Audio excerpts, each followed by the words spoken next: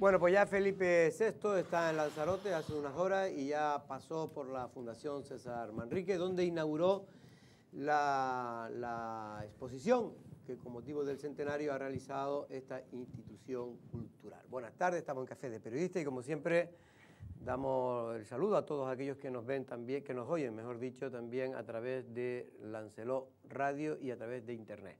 Don Manuel García, buenas tardes, Manuel. Hola, buenas tardes, Jorge. Muy bien. ¿No estuvo usted por allí, por la fundación? No, usted sabe que tenemos que trabajar y en aquellos actos en los que sabemos que va a haber ya suficientes medios como para después hacernos con la información, pues es necesario estar.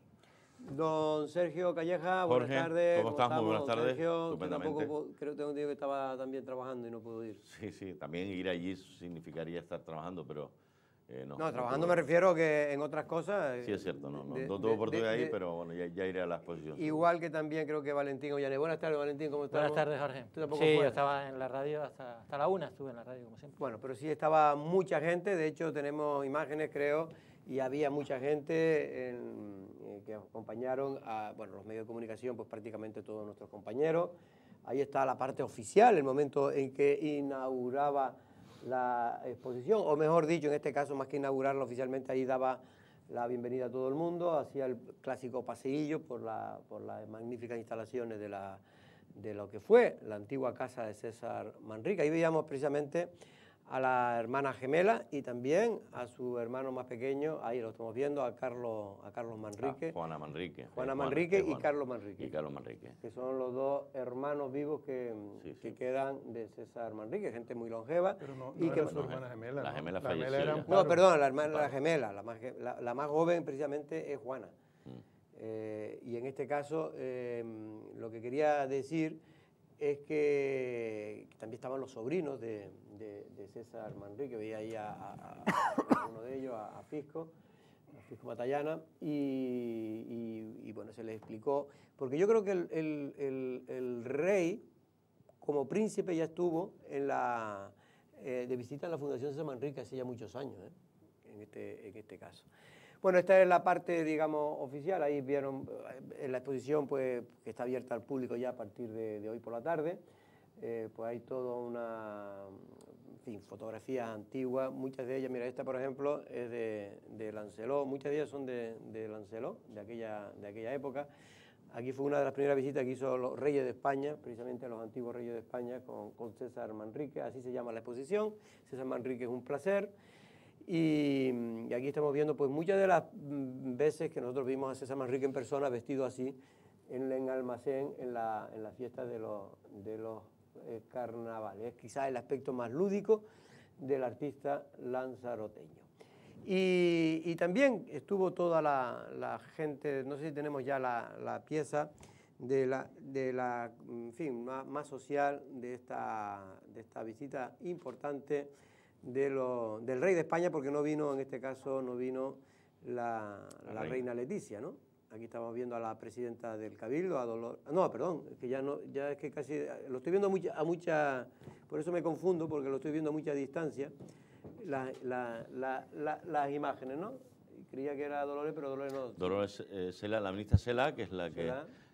tienes ahí Ángel Víctor Torres y Fernando Gómez Aguilera. Sí, es decir, la ministra de portavoz, estaba también en este caso la ministra de portavoz y estaba el presidente del gobierno canario, el socialista, precisamente Ángel Víctor Torres. También estaba el presidente del Parlamento. Ah, sí, Matos. Gustavo Matos. Bueno, realmente estaban todos los cargos públicos, digamos, destacados de la política de Canarias e incluso de España, ¿no? Yo creo que es normal que así sea.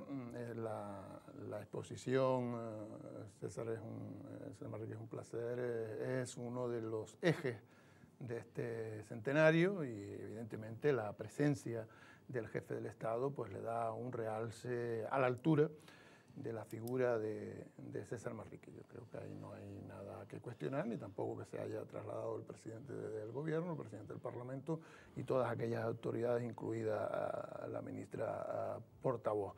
Creo que evidentemente convierte a Lanzarote ese acto en parte o en centro de las actividades culturales del Estado español en el día de hoy, y eso es importante para la isla. Evidentemente, aunque no se trate de una visita oficial, porque es una visita, digamos, institucional hacia en este una caso, entidad privada. Una entidad privada y de un centenario de César Manrique, pero lo que acaba de destacar Manolo es verdad. Hoy Lanzarote es el centro de atención político de Canarias y culturalmente de España.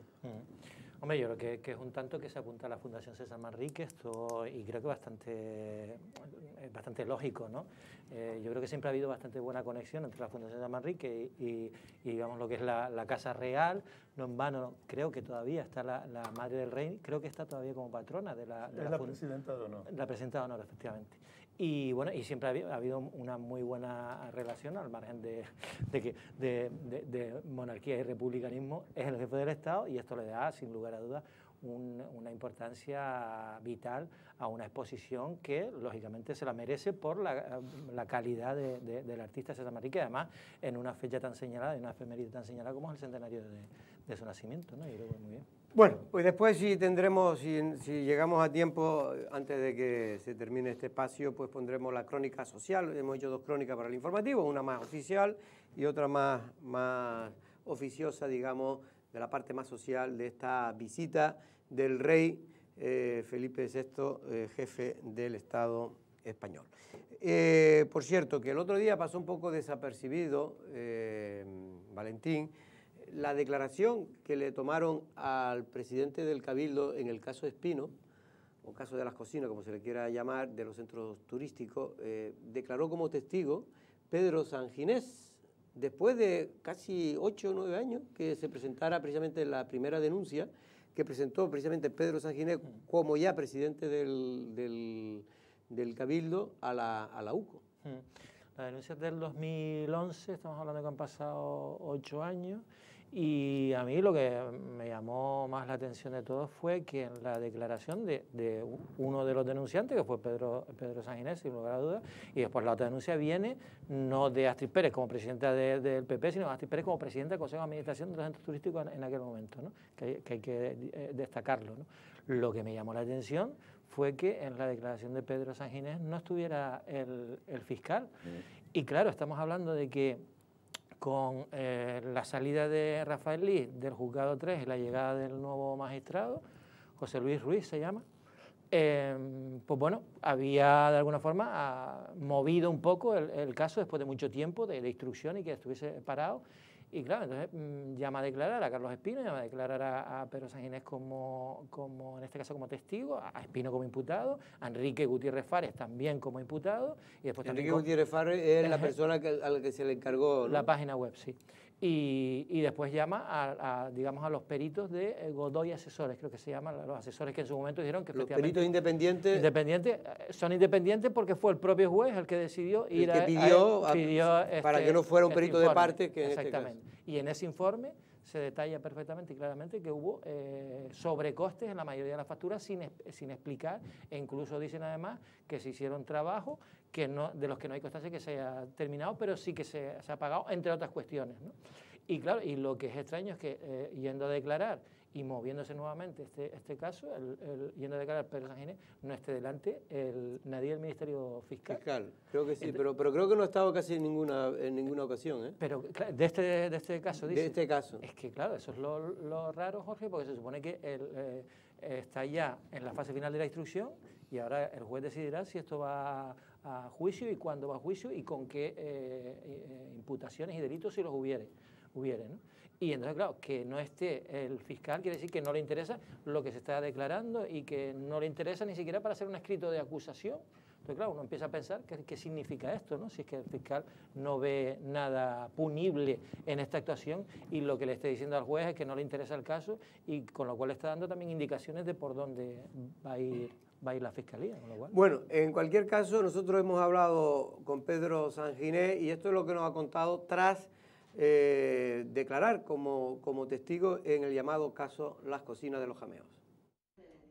Pedro Sanginés, persona que presentó hace ahora casi 9 años la denuncia ante la UCO de la Guardia Civil por las posibles irregularidades o delitos que se pudieron cometer en los centros turísticos del Cabildo durante la dirección del socialista Carlos Espino, era citado a declarar el pasado lunes ante el nuevo juez que lleva la instrucción del caso en calidad de testigo. Sanginés señaló que las preguntas de la defensa de los acusados iban encaminadas en quitar responsabilidades a Espino para derivarlas en los técnicos. Preguntas tratando de derivar la responsabilidad del consejero en los técnicos o directores económicos, financieros y gerentes de los centros turísticos que fueron víctimas de Carlos Espino. Por otro lado, el que fuera presidente del Cabildo considera que ha quedado acreditado a su entender que se gastaron casi 1 millón de euros en la reforma de las cocinas de los Jameos del Agua y que se hizo a 3 empresas de un militante del PSOE. Mostrado que se gastaron cerca de 1 millón de euros en equipamientos y reformas de cocina y también 50.000 euros en un portal web en todos los casos, saltándose la ley de contratos y las instrucciones de contratación. Ha quedado demostrado, porque así lo han declarado altos cargos de los centros turísticos, que el consejero fue advertido de que se estaba saltando la norma y también que era el consejero quien daba las instrucciones de a quién se debía de contratar. Además, para Sanginés, los peritajes judiciales demuestran que hubo un sobrecoste. ¿Qué sé yo? Sino porque ahora lo dice un peritaje judicial independiente, que en los casos de las 3 empresas de un mismo administrador, de un exmiembro de la ejecutiva del Partido Socialista, había importantes sobrecostes sobre los precios de mercado, tal y como denunciamos, y también ha quedado acreditado que se pagó de manera inédita, con pagaré solo a las empresas de este señor, una vez presentada la moción de censura, por si acaso, con el cambio de gobierno, se produjesen retrasos en los pagos. El hoy portavoz de Coalición Canaria en el Cabildo alberga dudas de si con el cambio de grupo de gobierno se va a dar la libertad necesaria al abogado para defender los intereses de los centros turísticos. Que la actual dirección de los centros turísticos y del Cabildo de Lanzarote den instrucciones o al menos libertad a los servicios jurídicos contratados para acusar a quien hoy es el jefe de gabinete, nada más y nada menos que de la presidencia de la institución. El caso Espino, o de las cocinas de los Jameos, está ya en su fase final. El lunes iba a declarar el actual jefe del gabinete del Cabildo, el socialista Espino, y el responsable de la realización de una página web, ambos como acusados. Se espera que en los próximos meses y tras casi 9 años de instrucción, el juez decida enviar a juicio o no el caso Espino. Bueno, pues no sé, Sergio, el tema está ahí, parece que está en la fase final. Pedro Sanginés ahí daba a entender que ahora, claro, que ha habido un cambio de gobierno, sabe que por lo menos él duda, yo no creo que vaya a ser así, pero él lo duda, al menos, de que pueda haber por parte del Cabildo, de la acusación del Cabildo, pues como ahora ha cambiado de grupo de gobierno y los que están gobernando ahora se ven implicados de alguna manera, pues no vayan a poner toda la carne en el asador para beneficiar finalmente a los CAT, ¿no? Hombre, yo creo en la independencia de la justicia en torno a este asunto. Es cierto, como comenté en la última tertulia sobre este mismo tema, que bueno, pues ha pasado demasiado tiempo. Es un tema que, escuchando ahora a Pedro Sanginés, está claro que huele bastante mal, ¿no? Y no hace falta que lo explique Pedro Sanginés ahora, sino que si los que hemos estado siguiendo un poquito todo este tema, yo sé, 50.000 o 30.000 euros, hablamos de 30.000 o 50.000 euros por una página web, cuando todos sabemos que eso es un auténtico disparate, ¿no? La subida... Sobre todo en aquella época, ¿eh? En aquella época también era un disparate, que probablemente fuera más caro. Que 50.000 épocas de aquella eran mucho más 50.000 euros. No, pero que podía estar justificado en aquella época porque era menos moderno, o sea, había menos páginas web, es decir, que ahora todo se abarata, pero que 50.000 euros por una página web es que huele fatal, ¿no? Y el tema de las cocinas, ya porque se trate de un compañero del Partido Socialista, de Carlos Espino, no solo por eso, sino por el hecho de que subió de una manera desproporcionada los precios que en un principio tenía esa misma cocina. Yo he hablado, bueno, y no sé si más en esta mesa han tenido oportunidad de charlar con el propio Carlos Espino, muestra una tranquilidad, digamos, y pues bastante destacable, ¿no?, sobre el futuro de este juicio. Sí, la defensa principalmente que viene a decir Carlos Espino, por lo que sé, es que, bueno, que Carlos Espino hizo esto y que estos eran los técnicos, eran los que hacían los informes, los que hacían los pagos, y un poco como que él responsabilidad directa no tenía, que pudo haber alguna irregularidad, pues a lo mejor, pero no, lo que trata de decir es que ahí lo que no hubo es que nadie metió la mano en la caja del gofio. Pues no sé dónde estaría el gofio. Y lo que sí sé es que nos estamos circunscribiendo a unos años que eran los años del plomo en Lanzarote, donde se solían repartir los dos partidos de gobierno las áreas y que allí eran situaciones estancas donde cada uno hacía lo que le daba la gana. Y viendo lo que había hecho el PIL en las que le correspondía, atendiendo a la sentencia en que se han dado, nos podemos también imaginar cómo se actuaban aquellas que eran del Partido Socialista, porque este partido en ningún momento dijo absolutamente nada. Algunos han querido decir que toda la Operación Unión tenía que ver con la denuncia de Carlos Espino, y Carlos Espino fue uno de los grandes sorprendidos cuando atacaron de forma bastante contundente al socio de gobierno, tanto que hizo que cayera el gobierno y se quedaran también ellos sin poder. Con eso lo que quiero decir es que evidentemente va a ser el juez el que tenga que examinar si realmente se produjeron esos hechos delictivos por los que está imputado Carlos Espino,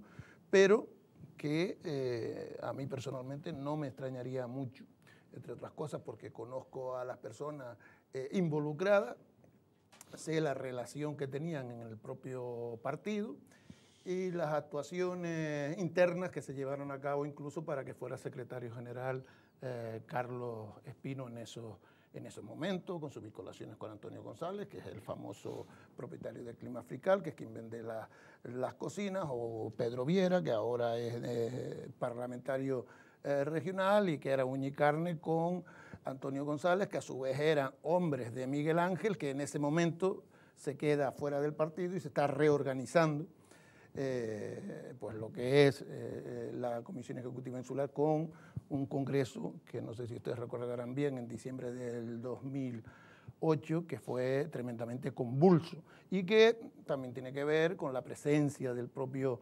Juan Félix Eugenio, que era vicepresidente del Cabildo, que a su vez estaba la empresa de su mujer trabajando en ese Cabildo.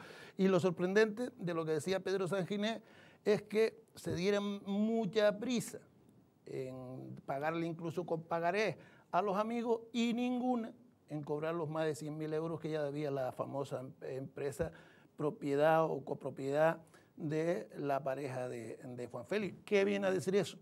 Que dicen que lo que le interesa es lo público, lo que le interesa es lo general, pero aquí lo que interesó sobre todo fue lo particular, lo de los amigos frente al interés común que era los centros turísticos. Por eso le digo que yo me voy a atener a lo que diga el juez, pero de todas formas los que hemos estado aquí tenemos nuestra opinión de lo que pudo y no pudo pasar. Valentín, ya para terminar con este tema, ¿qué te parecen las declaraciones de Pedro cuando insinúa de alguna manera que al haber cambiado el grupo de gobierno, que de alguna manera está afectado, directa e indirectamente, pero está afectado el grupo de gobierno actual del Cabildo, puede aflojar, digamos, en su acusación contra Carlos Espino? Hombre, hay que ser muy listo para pensar que estas cosas influyen, ¿no? Lógicamente. Es decir, estas cosas influyen en la estrategia de que tenga que hacer la defensa sin lugar a dudas. ¿Por qué? Porque Carlos Espino no es una persona cualquiera, es un hombre que, como todos sabemos, tiene bastante poder dentro del partido. Lo estamos viendo en este nuevo ¿Tanto gobierno. ¿Ni siquiera está afiliado, manda en el partido? Sí, manda en el partido, es que ya, una de las cosas que más me ha sorprendido no solo de que el juicio se haya revitalizado de alguna forma, es la situación en la que está ahora mismo Carlos Espino, ¿no? Que ya empieza a aparecer, incluso en medios de comunicación, con entrevistas en estilo indirecto, que no están firmadas, y que en las que él hace determinadas declaraciones, cosas que yo nunca había visto en mi vida. Es decir, una entrevista hay que firmarla. Pues bueno, está apareciendo entrevistas de Carlos Espino en las que habla, por ejemplo, del tema del caso Unión, de IEO, etcétera, etcétera. Se mete con periodistas, se mete con jueces, etcétera, etcétera. Yo noto que hay una situación ahora mismo del Carlos Espino que está diciéndole a la sociedad, a sus enemigos, soy yo, estoy aquí, tengo un montón de poder, y lo está dejando ver. Y entonces, claro, este tipo de cuestiones, Jorge, que ahora mismo el que se supone que es el investigado, antes imputado, sea ahora el que controla la empresa de la que se está hablando, que es los centros de arte, cultura y turismo, porque la controla él, igual que controla el Cabildo, pues lógicamente esto varía mucho en la estrategia que va a hacer la defensa, no hay que ser muy listo para pensarlo, ¿no? Y de hecho él está tan contento y está tan inflado, y está saliendo en los medios de comunicación últimamente, entre otras cosas por eso mismo, porque sabe que a lo mejor esto no va a llegar a ningún lado, ¿no? Bueno, pues ya en unos meses se sabrá, porque es el plazo que creo que se ha puesto la justicia para ya decidir si finalmente hay caso o no hay caso Carlos Espino. Ahí estará la cuestión. Evidentemente Pedro Sánchez cree que hay muchos indicios de que se pudieron cometer irregularidades, pero esto lo tendrá que decidir ahora mismo el juez. Por cierto, que hicimos una entrevista ayer, una entrevista del día, a Óscar Pérez. Óscar Pérez, también conocido para muchos, Óscar tiene alas, cuando en su época de rockero, pues fue consejero de Cultura del Cabildo de Lanzarote, y Andrés Martinó le hizo una entrevista yo creo que bastante interesante, al menos se está comentando mucho, los que la pudieron ver, porque dijo cosas que pueden considerarse valientes, pero también yo creo que también viene a demostrar como cierto cabreo que tiene por cosas que él considera que se han hecho en contra del Cabildo, que se ha tratado de tergiversar. Vamos a ver un pequeño resumen de esa entrevista. El ex consejero de Cultura del Cabildo de Lanzarote, Óscar Pérez, no pudo esconder su decepción con la Fundación César Manrique por toda la atención y ataques vividos durante el año de celebración del 100 aniversario de César Manrique. Pérez hizo dos analogías al asegurar que la Fundación César Manrique intenta ser árbitro y equipo participante, y que cuando uno critica a la Fundación no se critica a Dios, sería más exactamente criticar al cura que interpreta la palabra de Dios. Siempre ha habido unanimidad, han sido como un árbitro que marcaba de alguna manera cuál era la vara de medir para con las políticas de la isla, y en este caso pues han pasado de ser, digamos, ese árbitro a ser árbitro y jugador. Eso jamás puede ocurrir. Lo han hecho una fórmula que yo siempre la pongo hago el símil como con la iglesia en este caso. Es muy sencillo, es como, imagínate que el cura de tu pueblo coge y pretende ser el alcalde de tu pueblo. Al alcalde tú le votas democráticamente. Nosotros podemos votar al presidente de Cabildo, la presidenta democráticamente, podemos hacer nuestros alcaldes, y esa es la democracia. Si el cura intenta ponerse como alcalde, la cosa empieza a ser un poco complicada, puede influenciar, que es lo que hace y demás. El problema es que si tú criticas esa actitud, el cura te puede decir que lo que vas es en contra de Dios, y no vas en contra de Dios, vas contra el cura. Pérez replicó a Paula Corujo, quien llegó a decir, cuando se retiró el libro de Castro Borrego, que su libro, César Manrique, Teoría del Paisaje, critica al artista lanzaroteño. No, el libro no ataca a César, ni mucho menos. El libro lo pone en un pedestal, como no puede ser menos. Paula Corujo, lo extraño es que el primer día como su primer día como consejera, la primera acción que hace fue esa. Yo me imagino que ni siquiera fue idea de ella, a pesar de que diga ella lo contrario, intento justificarlo. No puedes llegar el primer día y armar ese estropicio. Además, es que, no sé, es tan contraproducente, es decir, personas de izquierda censurando libros. Óscar Pérez defendió la ubicación de la escultura La Marea Creciente frente al Castillo de San José, haciendo referencia a que es el entorno del Museo de Arte Contemporáneo de Lanzarote. Bueno, la entrevista la pueden ver ya más de manera extensa en YouTube, dentro de Lancelot, ponen Lancelot Televisión YouTube y ya la pueden ver entera. Pero en fin, hace un recorrido sobre todo de lo que él considera, en este caso tuvo problemas en su época Manolo en su época consejero, porque él fue un poco el responsable de hacer todo el tema del centenario. Y él, desde su punto de vista, que estas cosas siempre hay dos puntos de vista, no hay uno solo, hay dos puntos de vista, desde el punto de vista de él como representante del Cabildo, y un hombre que viene un poco de la cultura también, sobre todo de la cultura alternativa, no creía que para él siempre fue un faro la fundación, pues al vivir lo que ha vivido él y ver los traspiés que desde su punto de vista se les puso al Cabildo para desarrollar cualquier actividad, pues realmente el hombre está como... no voy a decir, pero bastante molesto, se le nota en la entrevista. Y tiene razones para estarlo. Yo creo que la Fundación se equivocó en querer hacer como el niño mimoso que dice que la pelota es de él y que con él no juega sino al que él le da la gana. Y en este caso no supo ver que existe en Lanzarote un digno representante de la representatividad popular, que es el Cabildo, que además es la entidad que le dio a César la posibilidad de desarrollar esa simbiosis arte-naturaleza que lo ha convertido en una referencia de la isla y a la isla en una referencia del mundo. César era evidentemente ya un artista espectacular antes de llegar a Lanzarote y por eso precisamente su amigo Pepín Ramírez deja en sus manos la transformación de Lanzarote.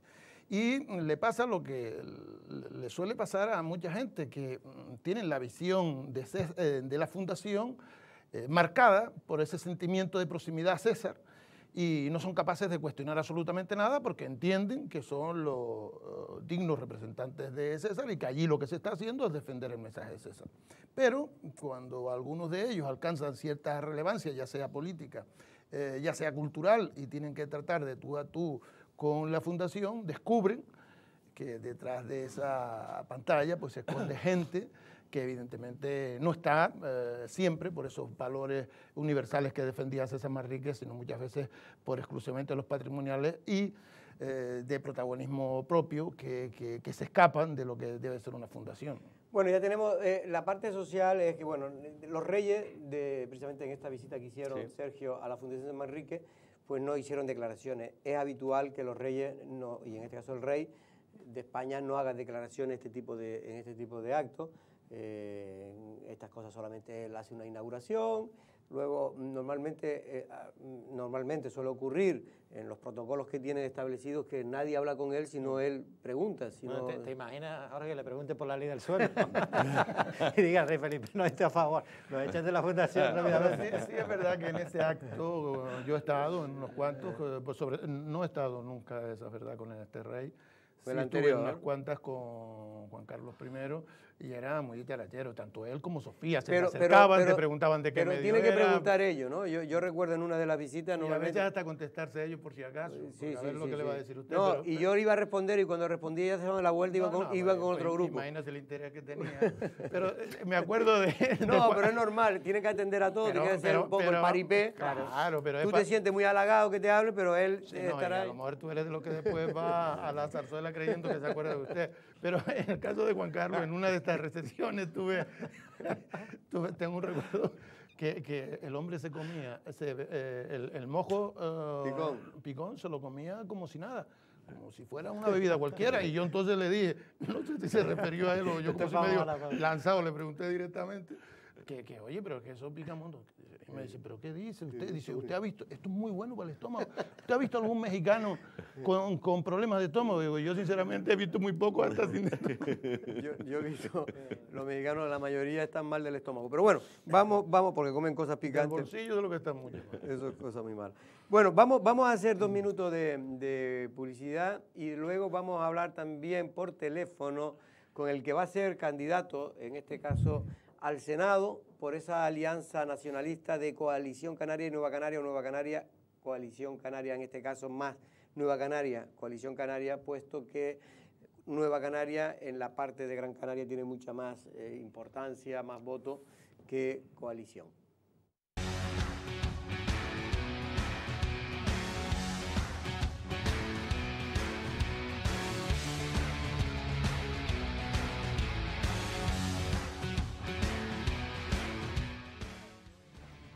Bueno, pues el que vamos a entrevistar, o que vamos a entrevistar dentro de 10 minutos, va a ser a Pedro Quevedo, que es el candidato de Nueva Canaria, Coalición Canaria, por la provincia de Las Palmas, diputado en este caso. Por cierto, lo que queríamos decir, el rey no habló, por supuesto, y de hecho nadie dio, que yo sepa, hasta el momento que estuvimos, ninguna declaración. Pero es que además, Jorge, ¿qué iba a decir el rey? Claro. Bueno, por lo menos decir que estaba muy bonita la exposición. Sí, hablar de la figura de César Manrique, lo típico, de la figura de César Manrique, por lo menos. No. Pero bueno, no suele hacerlo, porque se pueden malinterpretar las palabras del rey siempre. En este caso, lo que sí hablaron, nada, ahí le cogió nuestra cámara es precisamente al hermano de César Manrique, a Carlos Manrique, y creo que también a Juana Manrique. Muy honrado a la familia Manrique. Es que estoy asombrada. Yo conocía muchas fotos de César, pero es que es un exagerado. Qué pena César no está vivo. Apenas que no viniera la reina y viera, bueno, y viera Lanzarote en sí, ¿sabes? Lo bonito. Bueno, pues esas eran las palabras también emocionadas de Juana Manrique y también de Carlos, que de aquí le damos un fuerte abrazo a ambos. Por cierto, que hay farolas solares en Teguise, se están poniendo, no sé si usted lo ha visto alguna, pero esto es una muy buena idea, poco a poco lo están cambiando las antiguas. Sí. Por las nuevas. ¿Pero las antiguas que eran solares ya? ¿O no, las antiguas que eran normales. Porque ese sistema se utiliza hace muchos años. Ya, ¿no? Sí, pero por el sol. Pero se continúa con ese proceso que ya inició hace unos años. Está muy bien, ¿eh? En este caso, es el una manera de que preside Osvaldo Betancor. Ahí veíamos a Eño, que usted sabe que es el teniente alcalde, ¿no? Sí, más veces alcalde que el propio Osvaldo. Y el hombre que está más en la calle que ninguno. Bueno, lo de la placa solar tiene que ser algo, y sobre todo una isla como Lanzarote o como las Islas Canarias, lo de la utilización de las placas solares es muy poco lo que se utiliza para realmente lo que se gasta en energía fósil para la facturación de cada ayuntamiento. Eso debería ser uno de los asuntos que se tienen que poner sobre la mesa y se tienen que tratar con mayor seriedad. Lo que no es posible es que tengamos tantas horas de luz y tan poca, digamos, capacidad para utilizar una energía que es en teoría gratis, aunque esas placas valen su dinero, los transformadores también valen su dinero, pero que a lo largo del tiempo, bueno, pues vale la pena. Y que ahora, por lo visto, como usted bien decía antes de las tecnologías, pues gracias al adelanto, cada vez más barato, porque antes costaba incluso... Antes valía muchísimo dinero, ya poco a poco se va reduciendo. Mucho más caro. Hombre, que la gente sepa valorarla, porque valdrá bastante más cara que una normal. Lo que pasa es que la amortización está... Es evidente, ¿no? Que la vas a conseguir con la... Pero que la gente tenga clara que cuestan más que una normal de... Hombre, evidentemente. Y que hay que cuidarlas, ¿no? Pues vamos, como hagan como los contenedores. Sí, hay que darle a... Eso mobiliario público no se puede estropear como cualquier cosa. Hombre, pero estas están en todo lo alto, que si estas son más complicadas de robar, porque también aquí... O robar, pero la gente es capaz de tirar una piedra y romperla.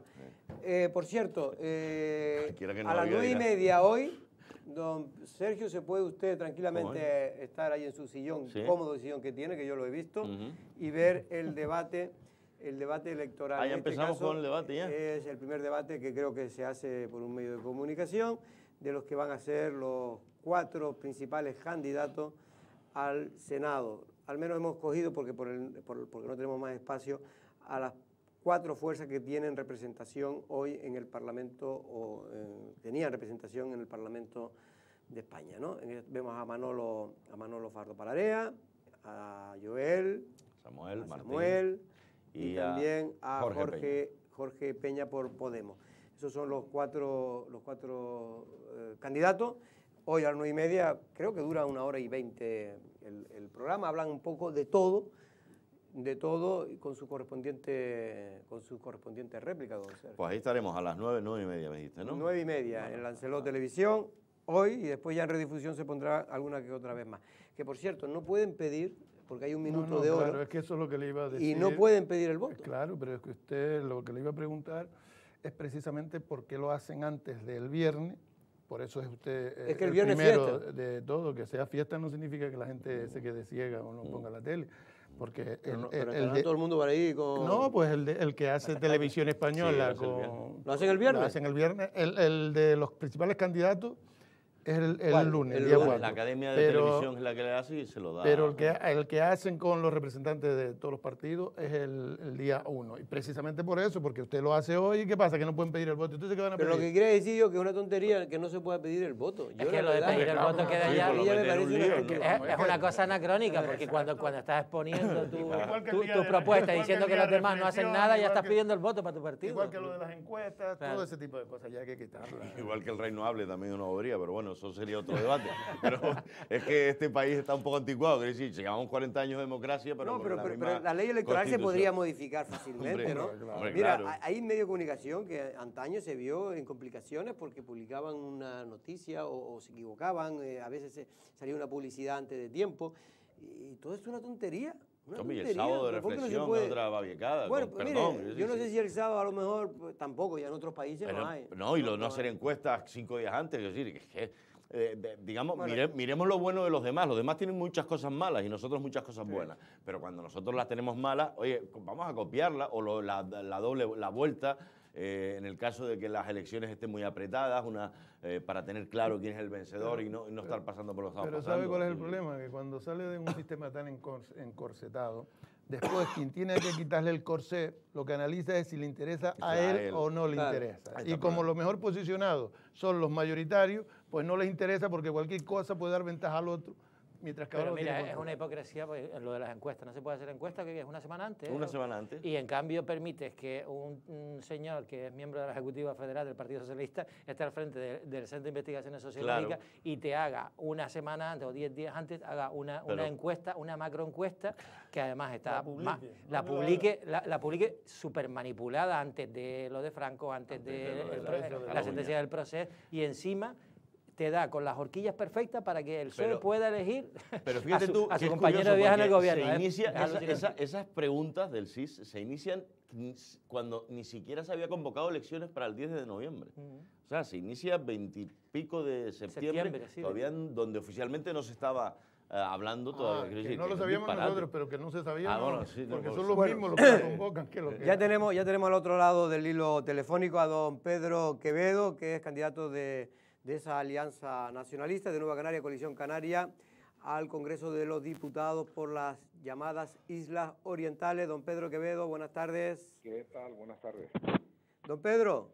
Sí. ¿No oye bien, no? Sí, perfecto. Perfecto, vale. Don Pedro, no, simplemente antes de nada, ¿me puede valorar la encuesta que ha sacado el CID, que estábamos hablando ahora precisamente de esto aquí con mis compañeros periodistas? Bueno, vamos a ver, al margen de que parece ser extemporánea, es decir, que está hecha en momentos en el que no ocurrieron algunas cosas que algo tendrán que influir sobre la intención de voto de la gente, sobre todo en relación con Canarias. Vamos a ver, el día que el fija acierte algo en Canarias ese día hacemos una fiesta, porque es una cosa lamentable. Año tras año no hacen otra cosa que equivocarse. Además no corrigen. Entre otras cosas, me llegaba el dato de buena fuente, de que, no de buena fuente, sino de una fuente buena, de una fuente buena, que no había muestra cero de las islas no capitalinas. ¿Muestra cero? Sí, muestra cero. Así no va. Al margen de que la muestra es completamente ridícula y absurda, como todo el mundo sabe, en Canarias, además muestra cero, en las islas no capitalinas, claro. Bueno, a nosotros en la vez anterior nos dieron 0 al Parlamento de Canarias y sacamos 5. Claro, esto es, asume pez tras pez. Y después en el Estado, que sí que hacen un esfuerzo mayor, Canarias no se vuelven locos, pero en el resto sí, lo que es evidente es que han pasado unas cuantas cosas y da la sensación de que esta vez a la cocina se le fue el fuego, ¿no? Don Pedro, lo que sí es cierto es que en aquellos que se sienten nacionalistas en Canarias y que abogan por la unidad nacionalista, la verdad que, por lo menos con lo que yo he hablado, pues le ha gustado la música, no sé si la letra al menos, la música de esa alianza entre Nueva Canaria y Coalición Canaria para estas elecciones, porque es un tema concreto que hay que aclarar que solo es para estas elecciones concretas. Primero, ¿usted cree que con eso usted va a conseguir ser diputado? Hombre, yo creo la sensación es muy buena, la misma sensación que usted ha captado, la he captado yo, y la gente que me rodea. Es decir, hay gente que dice que no le gusta, por supuesto, pero hay muchísima gente que dice, ya era hora, ya estaba bien, porque claro, es que en las últimas elecciones generales, señores, hemos tirado 70.000 votos nacionalistas a la basura. 70.000, esos son muchos votos, Y entonces, si asociamos eso a la manifiesta incompetencia de los que han tenido la obligación de constituir un gobierno y no lo han hecho, y han estado en el bloqueo político, yo creo que la gente va a mirar, hay que cambiar, y yo creo que la gente va a mirar para los nacionalistas. Hemos hecho un esfuerzo tremendo por entendernos, porque no es lo mismo que estemos en Madrid que no estemos. Yo creo, para esta tierra, quiero decir. Yo creo que esa es una idea fuerte, y la sensación es que es más lo que se gana que lo que se pierde. Y, don Pedro, yo siempre digo una cosa, yo cada vez que pregunto, yo pregunto a todas las fuerzas políticas, a gente del PSOE, a diputados del PP, dicen, este discurso que nos venden los nacionalistas es falso, nosotros también somos diputados de Canarias y defendemos con el mismo ahínco a Canarias. Sí, el problema es que no se nota, ¿no? Si no, si igual lo hacen en la intimidad, no diré yo que no. Pero lo que tienen que reconocer es que llegan a Madrid y a apretar botones, a apretar botones. Aquí no levantan la voz porque los partidos centralistas, sus direcciones están donde están, que es en Madrid y en concreto en la meseta.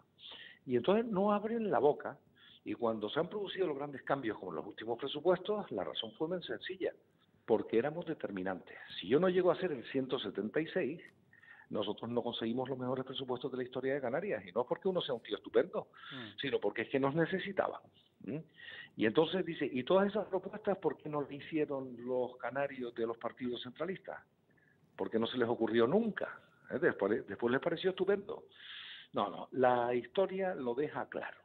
Si queremos que esta tierra esté de verdad presente en la política española, que no nos pasen por encima, que no nos ninguneen, que no nos incumplan nuestro fuero y nuestro estatuto y los compromisos presupuestarios, o nosotros tenemos un papel influyente en Madrid o nadie lo va a defender. Y eso es un dato empírico, eso se demuestra a través de la historia, no hace falta darle mucha vuelta. Manolo García Dene quería hacerle una pregunta del periódico de Lanzarote. Manolo. Sí. Buenas tardes, Pedro. Hola, Manolo, ¿qué tal? Hemos estado viendo que precisamente en esta provincia las mayores reticencias son de los que pueden ser los principales beneficiados, que es Nueva Canarias con usted. Sí. Y yo me pregunto si esas diferencias internas no tendrán que ver con que en su propia organización no se creen aquello de que, en caso de que sean necesarios, se vayan a conformar con ser el correo del PSOE que gobierna Canarias con el PSOE que gobierna Madrid, que puedan jugar a romper el resto del tablero que está establecido en las islas. ¿Puede ir por ahí los tiros? Bueno, yo puedo entender que haya gente que piensa mal y acertará, ¿verdad? Pero esto no siempre es cierto. Vamos a ver, nosotros hemos demostrado, fíjate tú lo que hicimos la otra vez, que yo creo que esto responde bien a esto. El Partido Popular, con el que nos parecemos como un huevo a una castaña, fuimos capaces de sentarnos a discutir un presupuesto. Aprobamos yo creo que los mejores presupuestos de la historia de Canarias, esto no lo duda nadie, ni los adversarios. Y al día siguiente les estábamos votando en contra de las iniciativas legislativas porque no compartíamos sus políticas, ¿no? Esto es un ejemplo perfecto de por qué nosotros estamos ahí en condiciones de separar lo que son los intereses de Canarias en Madrid de los acuerdos que se alcanzan en Canarias. Yo creo que esto ya lo hemos demostrado hasta en la saciedad. Román Rodríguez ya ha hecho declaraciones en esta dirección. Nosotros estamos satisfechos con el papel de Ángel Víctor Torres y creemos que lo único que si mantiene una posición de defender los intereses de esta tierra, enfrentándose con quien se tenga que enfrentar, nosotros nos tendrá al lado con seguridad. Valentín Ollaner. Hombre, Valentín, sí. ¿qué tal? ¿Qué tal, Ser Quevedo? ¿Qué tal? Yo quería preguntarle por líneas rojas, ¿no? Porque, quiero decir, imagínese el día 11 de noviembre, la posibilidad de que los diputados de Coalición Canaria Nueva Canarias sean fundamentales para aprobar presupuestos, para apoyar a un gobierno, para lo que sea, ¿no? Con un gobierno PSOE-Podemos, teniendo en cuenta que Coalición Canaria ha dicho que con Podemos no quieren. No sé si ha cambiado ahora o cómo lo ven. ¿Habría esa línea roja, por ejemplo, con Podemos en un momento determinado o no? Bueno, vamos a ver, si alguien plantease eso, nosotros no estaríamos de acuerdo, ¿eh? Vamos a ver, yo creo que en la presentación de las candidaturas quedó claro, se formula esa pregunta a un integrante de la dirección de Coalición Canaria que dijo que no había líneas rojas, porque se preguntó en esa dirección. Yo creo que las líneas rojas son un elemento antipolítico y que cuando se plantean, claro, si tú me dices, oye, te cambio mi línea roja por conseguir que la agenda canaria se imponga en Madrid, pues vaya donde tenga que ir la línea roja, ¿no? A no ser que estemos hablando de una fuerza política con la que sí que es imposible, que es Vox. Esta gente no solo es que son la extrema derecha, que han pasado por la derecha a la extrema derecha europea, unos 20 pueblos, sino que además a esta gente lo dejan y suspenden la autonomía. A ver qué hace un partido nacionalista, intentando pactar nada con alguien que cree que el estado de las autonomías es una locura y que habría que acabar no más competencias a las comunidades autónomas, sino lo contrario. Además de unos cuantos disparates de todos los tipos y colores. Claro, eso ya no es que sea una línea roja, es que sería inexplicable. Ahora, a quien defienda el derecho de Canarias a tener su agenda, a quien entienda que hay que entender a esta tierra, atender a sus singularidades y que ya está bien de maltratos como los históricos. A quien entienda eso, yo desde luego, y mi partido no va a poner una línea roja, y mis sensaciones de Coalición Canaria tampoco.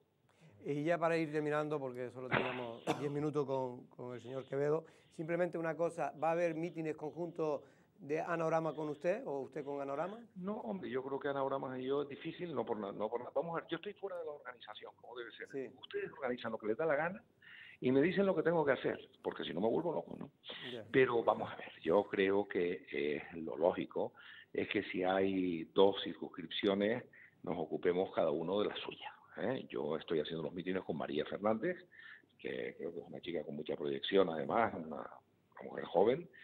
Me parece que es lo lógico. Yo no sé si hay previsto una especie de cierre de campaña conjunto. A eso me refería. Pero yo no, la verdad es que nadie me ha dicho nada, ni yo lo he preguntado. Discúlpame la ignorancia, pero es que no pregunto porque si pregunto igual me contestan. Por si acaso. Pero, a ver si escapo, ¿sabes?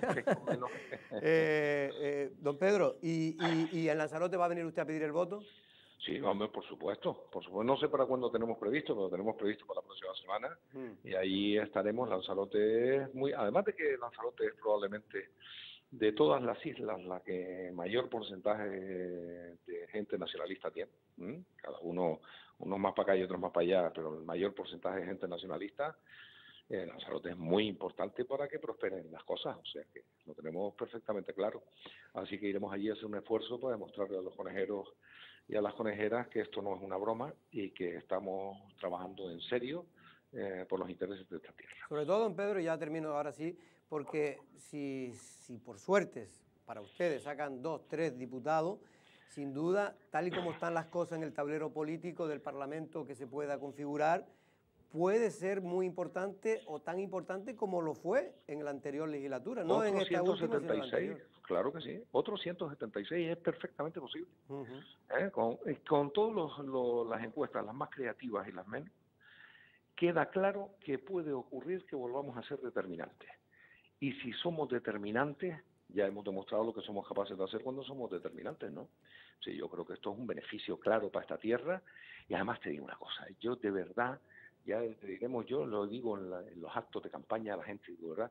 Piensen en qué le pedirían ustedes a un diputado o una diputada canaria en Madrid, qué es lo que les gustaría que hiciesen, qué es lo que... Y cuando analicen todo esto, verán que es justamente lo que no ha hecho ninguno de los que han estado hasta ahora y son los responsables de que estemos otra vez en elecciones. Yo creo que toca castigar eso y yo creo que nosotros podemos con la cabeza alta decir, confíen en nosotros, yo creo que nos va a salir bien, ¿no? Pedro Quevedo, candidato, insisto, de la Alianza Electoral Nueva Canaria, Coalición Canaria, por la provincia de Las Palmas, en las próximas elecciones del 10 de noviembre, en este caso al Congreso. Sin duda, junto con Anorama, son las 2 personas, porque eso es así, que más conocen en la península de Canarias, al menos de políticos, porque son las 2 personas que más se han destacado a lo que llaman algunos la voz canaria en Madrid, ¿no? Aunque esto moleste, insisto, al resto de diputados que no son nacionalistas canarios. Don Pedro, un abrazo y suerte. Nada, un abrazo para todos. Venga, un abrazo. Hasta luego, hasta luego. Bueno, Pedro Quevedo, ya insisto. Las líneas rojas, le iba a preguntar lo mismo. Me parece a mí que ahí puede estar lo complicado en el caso que se saquen 3, que es lo que se puede esperar o no, porque en teoría, según el SIG, es 1 o 2 y sería de la otra, provincia. Pero en el caso del 3... La línea roja que preguntaba Valentín no es ninguna habría. Anoramas lo ha dicho de manera bastante, digamos, clara, ¿no? Con Podemos ni agua, ¿no? Pero se olvidaba Quevedo que dentro digamos, de las encuestas, y no solo la de Tesanos, sino otras muchas, aparece la CUP, aparece Bildu, aparece el PDK y Esquerra, que me imagino que en el PDK y Esquerra pues, se mirará de otra manera, pero son partidos que ofrecen, digamos, disparates, entre comillas, como los que puede ofrecer Sobre todo Vox, con el tema de la Constitución, sí, pero bueno, sí. Pero de todas maneras yo creo que lo importante de lo que trata de transmitir tanto Anorama como Manolo, como Pedro Quevedo, es que es la importancia que puede tener solo 2 o 3 votos en el próximo Parlamento de España, ¿no? Puede ser decisivo. Sí, efectivamente, y lo que quiere también destacar es la situación determinante que puede tener Canarias participando con el voto de ellos. Es evidente también que lo hace porque es lo que le corresponde. Hombre, claro. De Coalición Canaria y Nueva Canaria. Lo que sí es verdad que esa posibilidad puede darse, que está abierta a cada que se necesiten 3 o 4 organizaciones y que una de esas pueda ser de 3 miembros, o sea, de 3 diputados. Y ahí es donde podría jugar Coalición Canaria. Y sí es cierto que si les toca esa lotería, pues algo nos tocará como archipiélago, porque lo que sí está claro y se ha demostrado que cuando usted tiene controlado al gobierno del Estado, suele ser mucho más generoso. Sea quien esté gobernando, el PSOE o el PP. Eso está claro y se ha demostrado con Canarias y se ha demostrado con el País Vasco sobre todo. Y se ha demostrado que cuando es el País Vasco el determinante, nos quitan a nosotros cositas que esperábamos y se las llevan para arriba. Y cuando somos nosotros los determinantes, pues pasa al revés. Y dependiendo o se reparte al menos. No, sí, hombre, evidentemente, digo por encima de lo que es racional que te toque, ¿no? Y yo creo que en esa lucha sí se está. De todas maneras, yo soy de los que creo que a Canarias, cuando los presupuestos últimos de Mariano Rajoy, que son de los presupuestos más beneficiosos después de muchos años para Canarias. Por cierto, hay un artículo hoy en el Canarias 7, creo que sobre los famosos 2.500 millones de euros que iba a invertir anualmente en el plan ZP. Lo explica muy bien en el artículo que sale hoy en Canarias 7 diciendo que fue un engaño. Que nos ¿Pero quién hace el artículo? El artículo lo hace, hombre, es el amigo, que ahora se me fue el nombre. Enrique Betancourt. ¿No? Enrique Betancourt. Okay. Enrique Betancourt. Sí, ya sí. Enrique escribió de eso hace mucho tiempo. Enrique conoce muy bien ese tema porque él estaba... Desde el momento que lo anunció Zapatero, que eran 25.000 millones. 2.500 anuales durante 10 años. Cuando lo anunció él, recuerdo, estábamos en el espejo, él estaba en ese momento en el espejo también, y lo primero que dijo fue que, la interpretación que hizo, fue que eso no iba a ir a ningún lado, que era la típica... Era un engaño gordo. Como después, realmente era gordo. Pero un engaño. Y realmente, no sé cómo lo titula, pero realmente son estas cosas que nos prometen. Vinieron a hacer un consejo de gobierno aquí, el gobierno del Consejo de Ministros, perdón, el gobierno de ZP. 10 años del plan Canarias. Aquí 10 años del plan que se cumple hoy. Sí, es cierto, ¿no? Se cumple hoy y por eso saca este artículo recordatorio de que no se crean ustedes aquellas promesas que se hacen, sobre todo cuando vienen de Madrid. En fin, todo el mundo cuando viene de Madrid quiere agradar, es lógico. Zapatero era yo creo que es una buena persona, ha mejorado con el tiempo, pero se equivocó mucho, sobre todo porque le cogió el periodo primero del boom y luego de la crisis de lleno, ¿no? Y no era fácil responder, pero ahí demostró que le faltó habilidad, sobre todo como gestor, para poder sacar o mejorar, o que no fuera tan grande el batacazo que se dio España y los españoles. Don Valentín Ollanes, nos vamos. ¿Alguna cosa? No, yo quería decir que lo del voto 176, Pedro Quevedo apoyó los presupuestos de Rajoy, que eran son los que están vigentes todavía. Y es la importancia que tienen tener parlamentarios nacionalistas, porque si para formar gobierno, para aprobar unos presupuestos, necesitas... ya hemos visto que los nacionalistas apoyan tanto al Partido Popular como al Partido Socialista, pero a cambio, efectivamente, de que eso se traslade a una agenda canaria, en dinero, en inversiones, etcétera, etcétera, y eso es muy importante. Y cada vez que ha pasado eso, ha llegado muchas inversiones para Canarias, y es la política del posibilismo, si quieres que se llame, pero es importante porque viene dinero para acá y hay inversiones y esto mejora. No, y porque, oiga, Madrid la capital está, ¿cuánto? 1.500 kilómetros, don Sergio. Sí, 1.000 y pico, 1.000 y largo, ¿no? 1.000 y largo, ¿no? Pues claro, y eso, las cosas, la distancia muchas veces no deja ver el problema, aunque también a veces la cercanía tampoco. Don Sergio, cuídate, sí, por aquello de que los árboles no te dejan ver el bosque, don Sergio. Te entendí perfectamente, cuídate, Jorge. Muchas gracias. Venga. Don Manuel. Hasta el próximo. Nos vemos también, Valentín, nos vemos, muchas gracias. Nosotros mañana regresamos con el Café de Periodistas. Buenas tardes.